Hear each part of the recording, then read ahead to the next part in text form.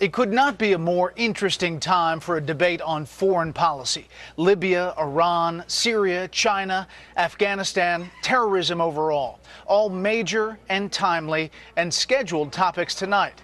Chief White House correspondent Ed Henry is here in Boca Raton with more. Foreign policy was supposed to be a slam dunk for President Obama after the killing of Osama bin Laden and Republican Mitt Romney's stumbles overseas. Yet the terror attack in Libya has put the commander-in-chief on defense, with a top aide today denying Benghazi was a foreign policy failure.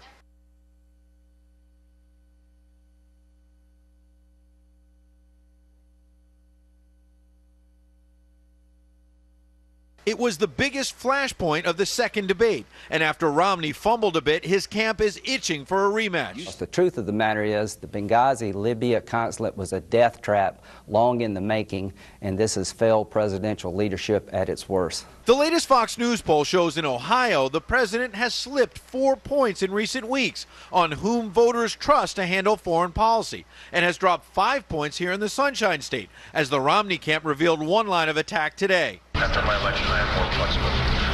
I trust this nation. Tonight's format is 6 15-minute segments on a slew of hotspots chosen by moderator Bob Schieffer, including America's role in the world, Afghanistan, Iran, and China.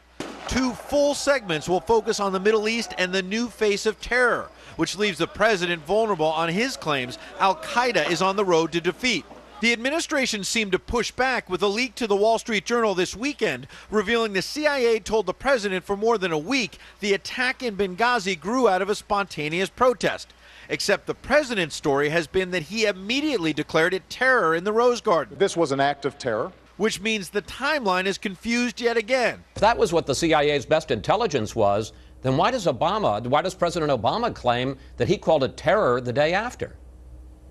Well, of course it involves an act of terror, whether it was a result of a spontaneous demonstration or something that was planned. Now, there was also a leak to the New York Times, top administration officials claiming that there's an agreement for one-on-one talks after the election about Iran's nuclear program. The White House quickly denied it, but top Democrats used that trial balloon to jump out there and say the president's plan on sanctions has been vindicated and Iran is backed into the corner. Very curious timing on the eve of this foreign policy debate. Brett?